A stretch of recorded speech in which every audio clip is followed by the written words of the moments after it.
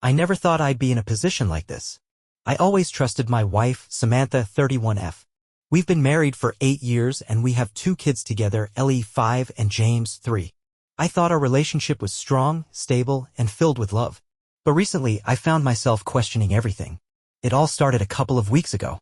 Samantha had been acting strangely distant, distracted, and overly busy with work. I noticed that she would often go out for meetings or client dinners and come home late, sometimes smelling like perfume that wasn't hers. She's always been a little professional, but this was different. I didn't say anything at first because I told myself it was just work stress. But something about the way she kept slipping into her phone, hiding it from me when I would walk by, made me uneasy. I'm not the type of guy to spy on his wife or invade her privacy, but this nagging feeling kept eating at me. One evening I was helping her unpack her purse after she came back from one of her late meetings. I was just putting away some papers when I noticed something small and unfamiliar wedged into the bottom of her purse. At first, I thought it was just a receipt or something else insignificant. But as I pulled it out, my heart skipped a beat. It was a hotel keycard. A hotel keycard, not one that was from a hotel we'd ever stayed at. The logo on the card was unfamiliar, and the name of the hotel was one I didn't recognize. It didn't have her name on it, just a room number and a date from 2 days ago. My mind started racing. Why would my wife have a hotel key in her purse? She had never mentioned a trip, and even if she had, why wouldn't she have told me about it? We share everything, or so I thought. I stared at the card for what felt like an eternity. My thoughts were spinning. Maybe it was nothing. Maybe she went there for a work event, something that I didn't know about. But the more I thought about it, the more questions popped up. Why would she keep it hidden? Why didn't she mention anything? I took a deep breath and tried to calm myself. I didn't want to overreact without knowing the full story. But I knew one thing for sure: I needed answers. The next few days were a blur. I kept the keycard hidden in my desk drawer, waiting for the right moment to ask her about it.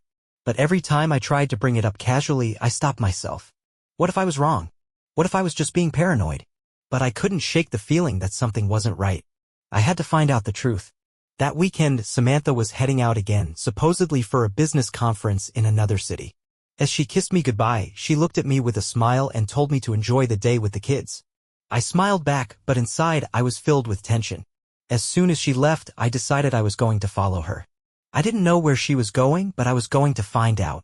The keycard was the only clue I had, so I would start there. I told myself I wasn't going to jump to conclusions. I wasn't going to accuse her without understanding what was really going on. But I had to know. I couldn't stand the uncertainty anymore. So, I grabbed my keys, slipped into the car, and headed for the hotel that was printed on the keycard. The drive was the longest 30 minutes of my life. I tried to push aside all the worst-case scenarios racing through my head. What if she was having an affair? What if she was hiding something bigger? I kept telling myself to calm down, that I was probably overthinking things. But the thought of my wife being unfaithful was unbearable. When I arrived at the hotel, I parked my car a few blocks away, hoping to stay out of sight. I walked towards the entrance, trying to look casual. The hotel wasn't particularly fancy, just a modest place with a nondescript sign, but it was still enough to send my heart racing. I glanced around, searching for any signs that Samantha might be inside. I didn't see her car, but she could have taken a taxi or an Uber. I entered the lobby, pretending to be a guest checking in. I walked up to the front desk and casually asked the receptionist if a Samantha Lee had checked in recently. The receptionist hesitated for a moment, probably checking the system, before nodding. Yes, she did, the receptionist replied with a smile. She's staying in room 309. I felt a cold rush of panic, but I nodded and thanked her before quickly walking towards the elevator. As the doors closed behind me, I took a deep breath. I had to be calm. This was the moment. I would find out what she was doing here. The elevator ride felt like an eternity, but I finally reached the 3rd floor. Room 309. I walked down the hallway slowly, trying to steady my breath. When I reached the door, I paused for a moment. What was I even doing here? I could knock and confront her. But what if I was wrong? What if it was something innocent? I wasn't sure if I could handle the answer, but I knew I couldn't go back. I had to face whatever was waiting for me. I took a deep breath and knocked on the door. The seconds stretched into what felt like hours. Then the door opened. When the door opened, I almost didn't recognize the person standing there. It wasn't Samantha. It was a man. He was tall, wearing a well-tailored suit that screamed business. His hair was neatly combed, and he had the look of someone who carried himself with confidence. But he wasn't looking at me with the same confidence. His eyes widened slightly, and he stepped back as if surprised. For a brief moment, I just stood there, frozen. I wasn't sure what to say or do. I had never imagined something like this. My mind was racing, my body on autopilot. All I could focus on was the overwhelming need to understand. "Can I help you?" he asked, his voice smooth but a little tense. I swallowed, trying to maintain control. "I'm looking for someone. Samantha Lee." The man's expression shifted again. His posture stiffened. "I think you might be mistaken," he said carefully. "She's not here." I stared at him. "She's not here?" The receptionist had confirmed she checked in. I wasn't mistaken. She was definitely here. The keycard I held in my pocket told me that much. "I'm pretty sure she is," I said, my voice more steady than I felt. "She's supposed to be staying here." The man looked at me with an almost cautious glance before he seemed to make a decision. He took a step back and, without a word, turned his back to me, walking away from the door. I was left standing in the hallway, completely stunned. What was going on? Why was he acting so strange? Was he hiding something? Was Samantha here? I didn't know, but I couldn't just let this slip by. I waited for a moment, glancing around the hallway. The elevator dinged at the far end of the hall, and I heard footsteps coming toward me. I looked down, and to my shock, there she was. Samantha. She appeared at the end of the hall, walking briskly, dressed in a sleek, professional outfit, carrying a small handbag. When she saw me standing there, her eyes went wide and her steps faltered. "Ethan? What are you doing here?" Her voice was filled with surprise, but there was also a hint of panic I hadn't heard from her in years. I tried to speak, but my throat felt tight. I had so many questions, but I couldn't find the words to ask them. "Who's this?" I managed to say, nodding toward the man standing in the doorway who had now turned to face me, his arms crossed. Samantha's gaze shifted between me and the man before she responded, her voice almost too calm. "Ethan, I can explain." "Explain?" The words were out of my mouth before I could stop them. "Explain what, exactly?" "Why you've been lying to me. Why you have a hotel keycard in your purse for a hotel I've never heard of." Samantha winced, looking down at the floor for a brief second before meeting my gaze. "I didn't want you to find out this way, Ethan. I thought I could keep this hidden at least for a little longer." I felt like my entire world had been turned upside down. She had been hiding something, and now, standing in front of me, I couldn't figure out if I should be angry, devastated, or confused. The man in the suit stepped forward. "Maybe we should sit down and talk about this, Ethan," he said, his tone more conciliatory now, though still guarded. "There's a lot you don't know." Samantha shot him a quick glance. "James, I think it's better if I handle this." James, the name struck me like a cold slap to the face. I had never heard her mention a James before. Not in passing. Not in anything. "Who is he?" I asked, my voice rising slightly, not able to contain the anger anymore. "Why are you here? What's going on?" James spoke before Samantha had a chance to. "I'm the one she's been working with. The one she's been handling the business side of things for." Business? That was the word he chose? Business? The lie she'd been spinning had been work all this time? I looked at Samantha, my eyes searching hers for any sign of honesty. "You've been lying to me, Samantha. You said you were out of town for business trips, meetings, conferences, but it's all been a lie, hasn't it?" Samantha sighed, her shoulders slumping, and then, for the first time, she looked defeated. "Ethan, it's complicated. I didn't mean to hurt you. But the work I've been doing," she hesitated, looking at James for guidance. "I think it's time you hear the full story, Ethan," James interjected. He seemed calm, controlled, but his eyes betrayed his nervousness. "This isn't just a little affair or a few white lies. Your wife's been involved in something much bigger than you realize." I swallowed hard, my heart pounding in my chest. This wasn't the moment I thought it would be. It wasn't a confrontation with an angry, panicked wife who'd been caught cheating. This was something else entirely. I nodded slowly, taking a step back. "Fine. Let's hear it. What the hell is going on?" James and Samantha exchanged a glance, and I could see the tension between them.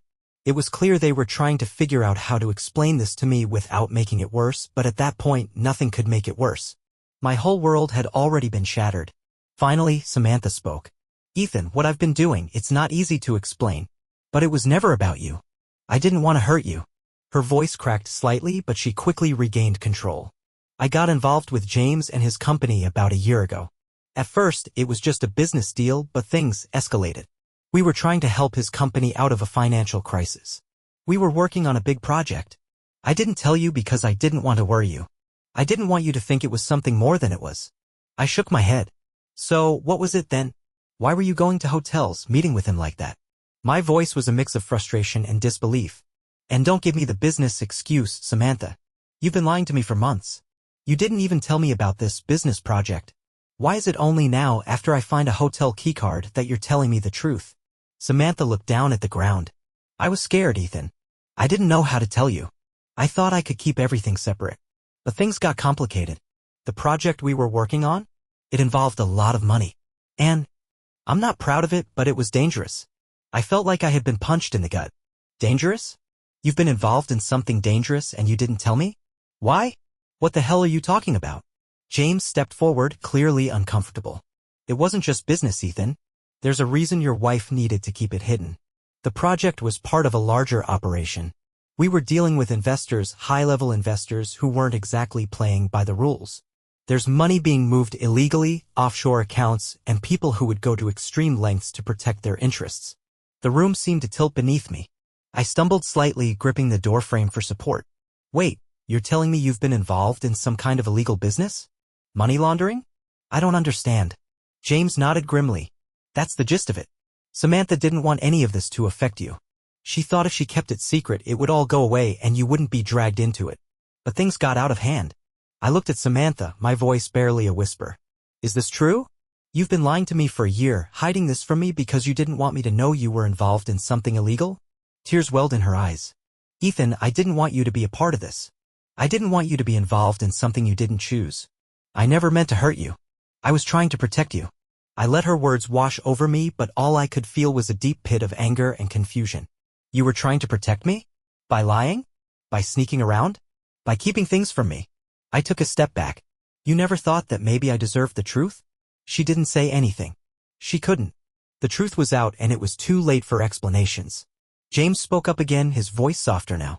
Look, we knew this was risky. We were doing everything we could to cover our tracks, but eventually it became too much. People started asking questions and Samantha realized she couldn't keep the lie going. That's why she tried to back out. But it was too late. Now we're both in deep. I didn't know how to process any of this. I had always thought of Samantha as my partner, the one person I could trust with everything. But now all of that was gone. What did she expect me to do? How could I ever trust her again after she'd lied for so long? The weight of the situation was suffocating. The more I thought about everything they had just told me, the more I realized how deep they had gotten into something I had never even known existed. It was like a slow-motion train wreck, and I was just standing there, watching it happen. I don't know what to do with all of this, I finally said, my voice hoarse. How the hell did we get here, Samantha? How did I not see it? Samantha looked at me with pleading eyes, but I couldn't bring myself to look at her. I had no idea who she was anymore. The woman I had married, the woman I had built a life with, was now standing in front of me, admitting to illegal activity that she had kept hidden for months. James, sensing the tension, spoke again. I know this is a lot to take in, but I'm not just here to tell you what happened. I'm here because we need your help. I looked at him, confused. Help? I don't understand. What could you possibly need from me? Samantha jumped in. We need you to stay calm, Ethan. We need you to think. If the authorities find out about what we've been doing, it's over for both of us. And I'm not just talking about the project. There are people involved in this who have their own agendas. They won't hesitate to do whatever it takes to cover their tracks, including hurting people. I felt like the floor was dropping out from beneath me. What do you mean, hurting people? This sounds like something out of a crime movie. Why the hell should I help you? You've lied to me, put me and the kids at risk. I can't just ignore everything you've done. I know, Samantha whispered. I know, and I'm sorry. But we're in this together now. If we don't act quickly, we could all be in danger. They'll find out what's been going on and we'll be caught in the crossfire. You have to help me, Ethan. Please. For our family. I stood there, fighting every instinct that told me to turn around and walk out of the hotel room. But I couldn't leave her, not yet. Despite everything, Samantha was still my wife. And as much as I hated her for the lies, I knew she was in danger. I'm listening, I said, my voice cold and calculated. James leaned forward, lowering his voice. We've made some bad decisions, Ethan. But we can fix this. We can get out of this mess, but it requires us all to work together. If we stay silent, if we try to run, it'll only make things worse. Samantha reached for my hand, but I pulled back. I don't know if I can trust you anymore, Samantha. I don't know if I can even believe you. Tears welled up in her eyes. Ethan, I know I've screwed up. I've hurt you in ways I can't even begin to apologize for. But I swear to you, I never meant for it to go this far. I wanted to protect you. I wanted to keep this from you, but now it's all out in the open, and I'm begging you. We need to fix this. For us. For the kids. Her words hit me like a slap. The kids. How could I protect them if I didn't even know what kind of world I was stepping into? I felt a sick knot form in my stomach as I processed everything they had told me. The stakes were high. The situation was dangerous. But if I ran now, I would be walking away from everything. From my family, from my life, from everything we had worked for. But if I stayed, I had no idea what I was getting into. There was no easy answer. I turned to Samantha, my voice low. Tell me everything. Every last detail. And I need to know it all, no more lies. Or I walk away. She nodded, wiping away her tears. I understand. I'll tell you everything. As she began to explain the full extent of what she and James had been involved in, I realized something. This wasn't just about an affair. This was about survival. And I had a choice to make. Samantha's voice was shaky as she started to explain everything. She had obviously been holding onto this secret for far too long, and now it was all spilling out. My head was spinning as she spoke. The world I thought I knew was unraveling before my eyes, and every word she said felt like a dagger to my chest. The project we were working on, Samantha started, her voice cracking slightly. It wasn't just about business or financial consulting. We were getting involved in a scheme with people who had connections. Big connections. Money from illegal activities, stuff that we shouldn't have been touching. I felt my stomach tighten. Illegal activities. She continued, James and I got involved in trying to help a company that was on the verge of going under. The idea was to funnel money through various businesses to make it look legitimate. At first, it seemed like just paperwork, something that wouldn't hurt anyone. But soon I started realizing how deep this was getting. I didn't know what to do, but I couldn't back out. I didn't want to put myself or our family at risk. I could barely speak. The whole thing sounded like a nightmare. I had been so oblivious to everything, trusting her, believing the lies. I wanted to scream, to demand answers, but somehow I stayed silent, letting her continue. We weren't the only ones involved. There are people, dangerous people, who are watching everything. If they find out we're trying to walk away from this, it won't just end with us losing money. We could end up in jail, or worse. I was struggling to keep my emotions in check. Jail? Worse? This wasn't just some little mistake. This wasn't an affair or a few lies. My wife had been deeply involved in something criminal and was now telling me we were both in danger.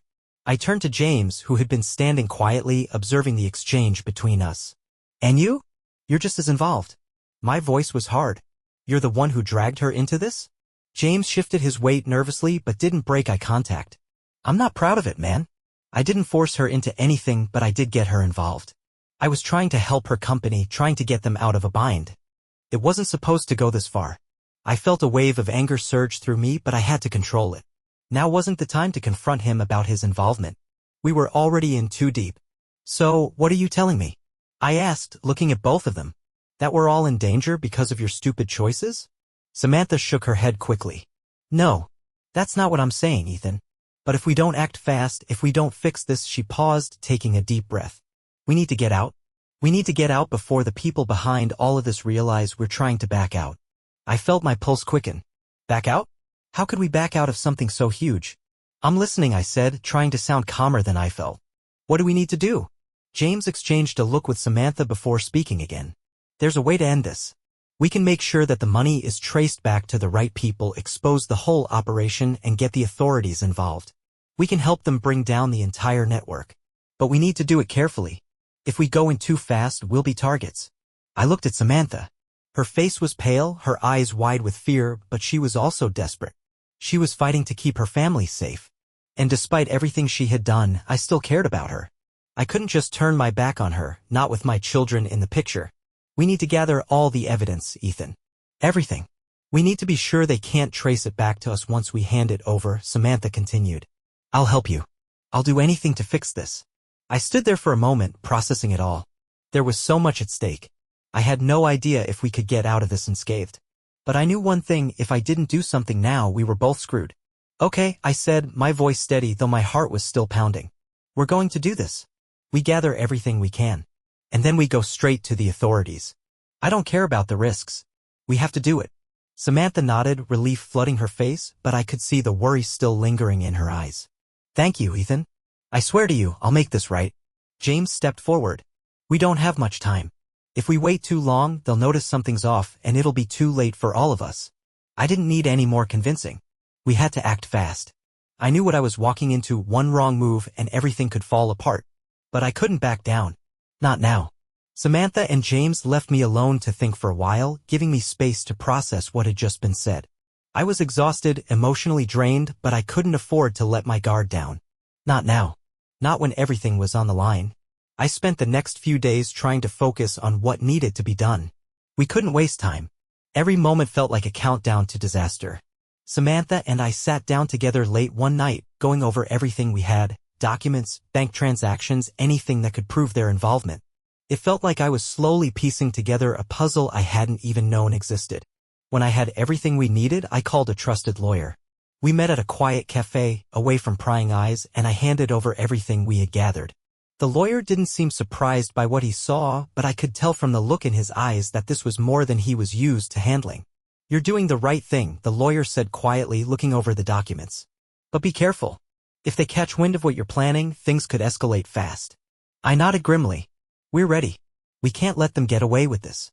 The next day, I contacted the authorities. I didn't know how much we could trust, but we didn't have a choice. I had to make sure everything I had was secured before we went public. The authorities took the evidence we provided, but I knew it wouldn't be quick. The wheels of justice turned slowly, and I wasn't sure how long it would take before everything was exposed. But we had done the right thing. We were out of the dark, and there was no turning back now. Samantha stayed quiet for the next few days, trying to process everything. I could see the guilt in her eyes, but I also saw something else: relief. She wasn't going to be carrying this weight anymore. And neither was I. The next few months were a blur. The investigation took longer than I expected, and there were moments when I thought everything would fall apart. But in the end, the truth came out. The criminal organization was exposed, and people who were far more dangerous than I had ever imagined were arrested. Samantha and I are still working through the wreckage, trying to rebuild our relationship, trying to put the pieces of our lives back together. I don't know if we can ever go back to what we had before, but I do know one thing: we're still a family. And that's what matters most. The weeks after the investigation started felt like they lasted years. The weight of everything that had happened loomed over me like a dark cloud, one I couldn't escape no matter how hard I tried. Samantha and I went through the motions of daily life, but nothing was the same. Every word, every glance between us felt charged with guilt, regret, and the fear of what was to come. The authorities had taken all the evidence we'd gathered, and slowly but surely, the pieces of the puzzle began to fall into place. The criminal operation that Samantha had been involved in was larger than we had ever imagined. And it wasn't just a few bad decisions. There were hundreds of people whose lives were entangled in this mess. We were just a small part of something far bigger. I knew it wasn't over yet. I could feel the tension building in the air. Every phone call, every knock on the door made me jump, wondering if this would be the moment when everything came crashing down. But instead, the investigators were methodical, moving carefully. They were putting the pieces together, but the process was slow. It felt like every day that passed dragged us deeper into the uncertainty. Then, about a month after we turned everything over to the authorities, things finally started to break. The police raided a few locations tied to the operation, arresting several high-ranking individuals. Some were from the organization, some were financial partners who had been laundering money through the project. And then, one night, I got the call. I was sitting at home, trying to get through another night with the kids, when my phone rang. It was Detective Karen Lawson, the lead investigator. "Mr. Moore?" she asked, her voice steady but professional. "I have some news for you." I felt my chest tighten. "What's going on? Is everything okay?" "I want to let you know that the investigation has made significant progress," she said. "We've arrested several individuals involved in the operation. But there's still work to be done. There will be further action. But it looks like the organization is collapsing." I felt a wave of relief, but it was fleeting. "So it's over?" I asked, barely believing it. "It's not over yet," she replied, her tone gentle but firm. "There are still a few individuals we're targeting. Some of them are more dangerous than others. But the worst of it? It's over." I let out a breath I didn't realize I had been holding. But there was no time to feel relief. Not yet. There was still a long way to go. Samantha and I sat down that night after the kids went to bed. It was quiet in the house, the hum of the refrigerator the only sound filling the space. She looked at me, her eyes tired but hopeful, almost like she was waiting for me to say something. "I think it's time we finally talk," she said, breaking the silence. I nodded. We had been avoiding it for too long. Avoiding the truth of what had happened, trying to pretend everything was okay. But it wasn't. Not yet. I'm sorry, she began, her voice barely above a whisper. I know I can't undo what I did. I know I've destroyed your trust in me. But I need you to know how much I regret it. How much I wish I had never gotten involved in this mess. I took a deep breath, staring at the floor for a long moment before meeting her gaze. Samantha, I don't even know where to start. I don't know how to forgive you for this. It's not just the affair. It's everything else. The lies, the secrets. The fact that you put our family in danger and never told me. She looked down at her hands, her face filled with shame. I was scared, Ethan. I thought I could fix it without you ever finding out. I never wanted to hurt you, but I thought if I kept it all from you, we could just keep going like we were. But I was wrong. I took a deep breath and exhaled slowly. I don't know if I can just forgive you, Samantha. I don't know how we move forward from this. She nodded. I understand. I don't expect you to forgive me right away. I'll do whatever it takes to rebuild your trust if you'll let me. But I know it'll take time. I looked at her, really looked at her, and I realized that even though everything was broken, part of me still cared. Part of me still wanted her. But the road to rebuilding was going to be long, and I wasn't sure we could ever fully repair what had been shattered. We'll take it one day at a time, I said quietly. But for now, I need to focus on the kids, on us, on what's left of this family. And I need to figure out how to deal with everything you've done, because I'm not sure I can just let it go. Samantha nodded, tears welling up again.